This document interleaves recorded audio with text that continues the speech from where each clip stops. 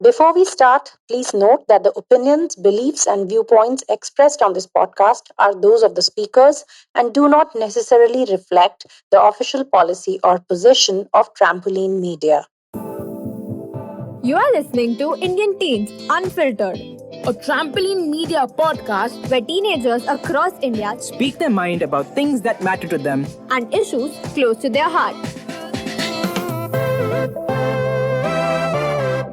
Today's episode is part 2 of our special series that's trying to understand gender stereotypes. For all the progress made towards helping girls and women break free of oppressive gender identities, boys are still tied largely to a limiting script of traditional masculine norms. What do teenage boys in India feel about it? What are the pressures and expectations saddled on them? Let's find out. Hello, I'm Aman Kumar. I'm 18 years old. I'm from Patna. I completed my 12th last year and I am an NDS aspirant. I plan to be in Army or Air Force, preferably Air Force.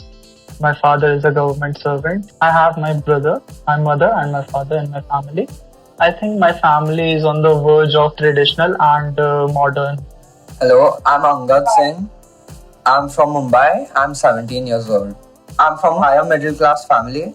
My dad, he works on the ship and my mom's a housewife. I would say that my family, compared to many others, isn't as stringent. But I know that there are many who follow the norms of religion and society to the T. Hello, I am Dharmender Chaudhary. I am 16-year-old and I am from Saipra, Rajasthan. My father was a auto contractor and my mother was a housewife and my mother was uneducated. I belong from a poor family. My whole family's main occupation is farming and there are 25 members in my family. Each of you come from very different families and very different background and very different upbringing. Being the boy in your family, what do you think are the expectations your family has from you? So, as a boy, once you reach your teenage years, there's not only a shift at home, but there's also a shift in society views as a group, as how they view teenagers. We are supposed to be more mature than everyone else. We have to act like adults. We have to start learning how to run the house, how to earn money, maintain a household. We are like expected to learn that as soon as our teenagers start. We rarely get the chance of enjoying our childhood and playing during even the teenage years. It becomes more of like a preparation for adulthood. Do you think it would be the same if you were a girl? It would be different if I was a girl, that's for sure. But the expectations on boys are quite a bit more because India is more patriarchal than most other societies in the world. And it's much more traditional. I agree with Angad. The thing I would like to add is in terms of responsibility, we are overburdened. Like we have to learn certain things, as Angad mentioned. Apart from that, we have to learn, like, in case an emergency arises. Usually, what happens in India, the man in the house should handle the emergency well, and he should be well trained to do that. And what kind of expectations would your family have from your sister, Aman? She should learn to cook, to clean the house. But in my family, they would pressure more on the job to get independent. Okay. Dharmendra, what about you? What expectations does your family have from you, being the son of the family? And they have expectation from me that I am become the head of the family and I take the whole burden of my family on me and I make the money and earn the money for my money. But the girl cannot have money. They consider girl is a burden for them. Duty, responsibility, these are words that all of you are talking about a lot. Do you feel that you have a free choice in choosing your career? Because of the end goal that each of you has been told is to support your family or earn money or be the breadwinner of the family, how does it impact your decision to choose a career? It does impact our decisions which we are going to make in our careers. Like if somebody wanted to be an artist takes a very long time to get to the point where he can earn money for his bread living. So we cannot opt for such professions. We can opt for professions which are more secure, the government jobs, especially in India.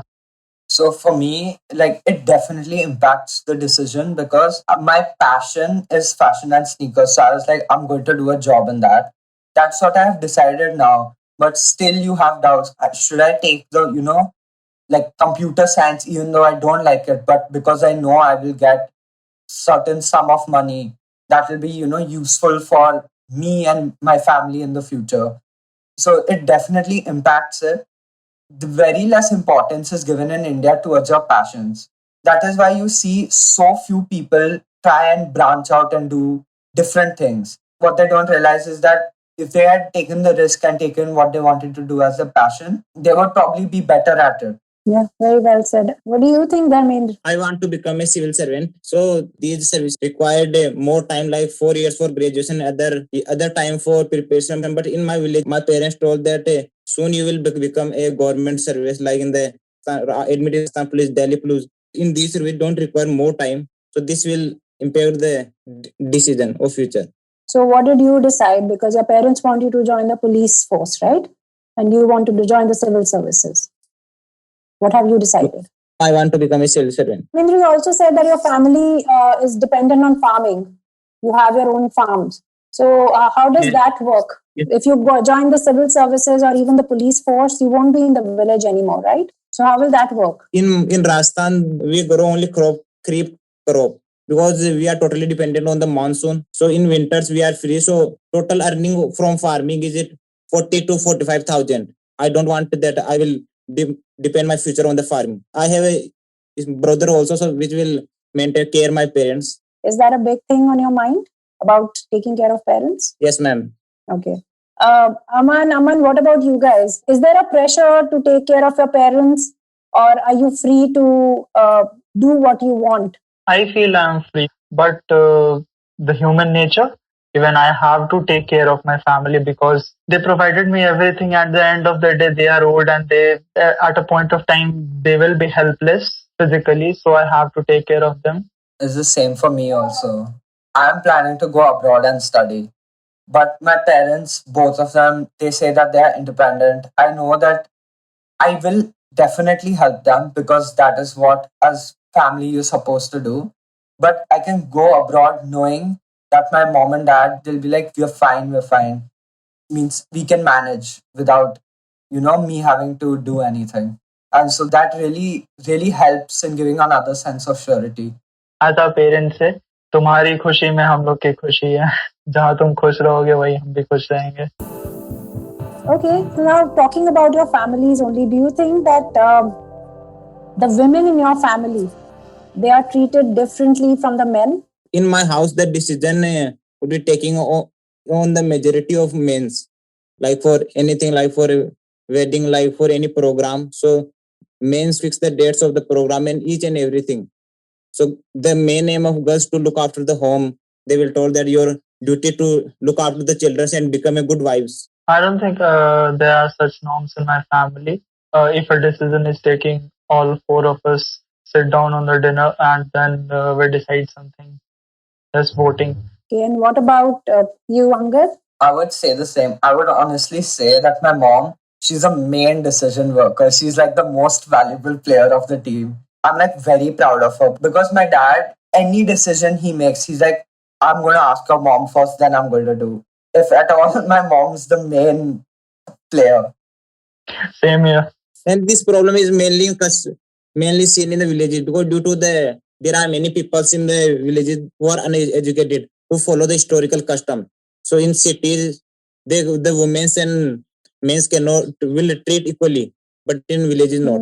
I would sort of agree and disagree with it. Do you think it's like related to education or to village city divide? Do you think so? I agree, but the thing is, there's a contradiction. In my maternal grandparents, their women are treated differently. But as I said, there are contradictions. They made my mother study, and my mother is the most educationally qualified person in my house right now. Is more educationally qualified than my father. But she doesn't work. No, she does not work. She did not work by choice. When my father was about to marry, he asked if you want to work or not. My mother denied. I would say the same thing. My mom's most highly qualified. She's done like science PhD and written thesis and stuff. I cannot even compare. But when she had me, she stopped working. But I would say I have seen situations like how Dharmender was saying. Like I know of someone who like the husband was also working, the wife was also working. The mother-in-law said that how can the wife earn more than the husband, and then she made the wife quit her job. So those instances are seen even in the cities, like the metropolitan cities. Obviously, our mother's time was very different. Things were very different then. But what would you say about it in today's world? So I feel these days that even if they have children, both the man and the woman, they both will work. They might leave the child at like a daycare or something, but they will work. These days, like materialism is the name of the game. So, when you're saying that yes, both have to be earning a living, is it only about making sort of more money or making ends meet, which is why you think women should also be working? Or It's more of a choice, really. I feel like most of like the children or teenagers of our generation, they will choose to work even if they have a child, because working is not only doing a job to make, not like these days you would not really be making ends meet, and it's also more social. You make social connections in a job. In my village, the one girl whose name is Santosh, who is selected for RP, Rajasthan Police. But his parents is not allow her to go for the jobs because they think that if he was selected in jobs that he will give divorce to her husband, because girls he become educated and his husband was a farmer, so he will not behave good and behave betterly with her husband. oh no. And what do you think about it, Dharmendra? Ma'am, it is not good that women were not allowed to work at outside, because when women were go outside for job and they will complete their study, they will fulfill their dreams. Then our India will become developed. In India, it is generally not considered good if a man sits at the house and he is the homemaker of the house. So this practice should be abolished of considering men as uh, what we say in Hindi, ghar jamai, the man who sits at home and eats. At the end of the day, we all are human and we all deserve to be treated equally. So, do you think things are changing, like from how they were in your father's and your grandfather's generation? Do you think your generation of young boys and young men, do you think you'll be able to give those equal opportunities to women? I think it's not about allowing anybody to do some job because everyone is an individual. I can't restrict my significant other to not do a job. It's about sharing responsibilities. Do you think there's a pressure for men to be strong, to not show emotions or not display emotions? Do you feel that a lot? Any of you? I mean, they always say not only in like at home, you would see so many advertisements. It could be about and like the boy has fallen and scraped his knee, and they'll be like, "Men nahi rote." Like that doesn't even make sense. So like crying is a release of sadness. It's not something a person can or cannot do. Everyone cries. If a man shows emotion, he's considered weak. That's why men's mental health is like it's not given any thought at all. So, like, if a man ever says he has depression, the first thing people will do will be having him sign papers that if anything happens to him, that we have not done anything, he was on meds, stuff like that. They don't take care about the fact that what caused the mental health and how to say depression, how to beat that depression and what caused that depression. At least in India, if you say the word depression only, they say ki, Arey, it's nothing, you go sleep or something and then you'll feel fine. Aman, Dharmendra, do you want to add to this? When a boy get pain and he produce and like, oh, so people will make joke that why you are doing like girls, are you a girl, like you are doing like girls. Oh, I would like to read something. I kept this. This is a newspaper, Times of India. The title is The Times Most Desirable Woman of 2020. Riya Chakraborty, living through a trial by fire. So there's this line, and in Bollywood, as much as in other fields, The men will walk away from scandals, even legal cases and convictions, with their careers largely unharmed, but women are judged harsher for and longer. Isn't this sexist? Even media is portraying this way. So, media is the fourth pillar of democracy. That's what we get to see. That's the reality. So you feel it's sexist? Yes, it is. No doubt it is. I agree that, I don't find fair means I understand what it is, but when someone divorce, I somehow don't find how divorce is fair on a man. Because if a woman divorces a man, he ends up losing almost everything, including his pay, including the children maybe, because the woman can say, oh, he has violent tendencies. Even if the woman is working, the man will, in a divorce, the man will still have to pay a sum of his earnings to the woman. Basically, these kind of laws do protect maybe women more. Also, because traditionally and still largely women are dependent on the men simply because they're not working. Like for all three of you, your mothers are not working. So if something happens, they do need some kind of sustenance if they have to separate ways, right? This also sort of brings me to the fact that gender norms are changing women's and the whole women's movement and everything. How do you take it as young boys or young men? I have no issues. I find that it's leveling the playing field and it gives the each individual the chance to do what he wants. A woman might have the position of the CEO.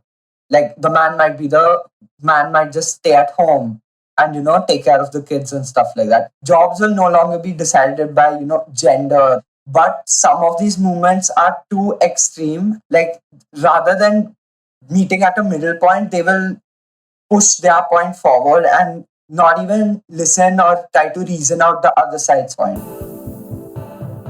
Okay, what about in your life? Like, in your experience, have you seen any change in gender roles or any expectations with either men or with women? In my example, if in India you say that I want to become a fashion designer, the first thought people say, and if you're a male especially, they say, oh, that job is but for gay people. That's the first thing they say. The changes are happening, and some of them are really good and appreciated, but some of them cross the line, which is not okay. I don't support feminism. The thing is, equalism. Equalism should prevail. So when we reach equality, that's the saturation point. After that, it becomes toxic. So you don't feel like you're a part of the conversation on feminism? Feminism doesn't mean that it's only women talking about women. I would say usually no. Usually not. I think it should not be feminism but equalism, as Aman said. Once the whole world reaches an equal point, only then can we move forward. Before we go any further, I would like to let our listeners know that Dharmendra got disconnected due to bad network at this point in our conversation. He wasn't able to connect again, so unfortunately, you won't be hearing him from now on in this episode. Do you have like a mix of friends, like boys and girls both? And how does that work when you hang out with girls also? Is your family okay with it? Is the girl's family okay with it? How do friendships work with the opposite gender? Some of their families are okay, but some of theirs are not. There are girls whose family is quite conservative, and I would not say conservative, but they care too much about the girl, so they don't let her go out with their male friends, and that's the thing. I honestly have more for friends who are girls than I have boys. Same here. Thankfully, in my case, my friends, they have boys, girls, both. And all are okay with me, at least. Like, the girls' parents are like fine with letting me hang out with them. So there was one time where one of my friends called me and told me, she was like, yeah, my mom allowed me, but only because Amgat, you are coming. Like, it feels good that, people don't think that, oh, if you were talking to a girl or if you're talking to a boy, that instantly puts you in a relationship. Like, that's another fun thing which in India is very common. Like you could just say a person's name once. Oh, I was talking to so and so girl. They'll be like, oh, so are you dating and stuff? It's very annoying sometimes. I think Aman must have had some similar experience at least once. I keep listening these things. You are into her. You are into her. And these things. So it's quite annoying at times. Okay. What about dating girls? How does that work? Is it easy to do that, or will you be okay if a girl asks you out? Please, I don't mind at all. I mean, like, if a man proposes, then of course a girl can propose too. Yeah, I agree. It's fine either way. Uh, in most of the cases, girls don't. But do you think there's a lot of pressure on boys to sort of take the first step? Like, do you think that's something that hasn't still changed? That has changed a bit, but not much. Okay, going a step further, what about finding a life partner? Do you think it's your choice finding a life partner for yourself, or do you think there'll be a pressure from your family about it? For me, I don't think I'll be able to choose my life partner. Why is that? My family, they're like, uh, हमने तुम्हें पाल पोस के बड़ा किया है, हमारा भी कुछ हक होना चाहिए. So that's the thing. I would say I am free to choose like whoever. I mean, it doesn't really depend on your family, right? If you really love that person, they cannot. It doesn't become their choice because it's your life in the end. But I would still say, like in India, you've fallen in love with an Arab girl, say, there will be backlash from even your closest family members. I do not understand why, but you will get backlash. Any parting words from you, Aman? I would love to end with the fact that we should not mention men and women. We should just mention humans. By the way, this is something that even feminists would want. Well, I don't think we have more time, so we'll have to end here. But really, thank you, Dharmendra. Thank you, Angad, and thank you, Aman. It was just great having you over and listening to all your candid answers. I hope things get better for everyone soon. And as you said so beautifully, that we're not looked at just men and women, but as human beings more often. And for our listeners who wish to participate in the podcast or would like to stay updated, please follow us on Instagram or Facebook or visit our website trampolinemedia.in. Goodbye. Indian Teens Unfiltered podcast has been created by Ann Doshi and Neha Jain from Trampoline Media. Trampoline brings cinematic, visual, and audio stories from all over the world for the young minds of India today. This episode was hosted by Neha Jain. The audio was edited by Rohan Shah at Music Boutique. A big thank you to Shamir Tandon and Sunil Doshi for their continuous support.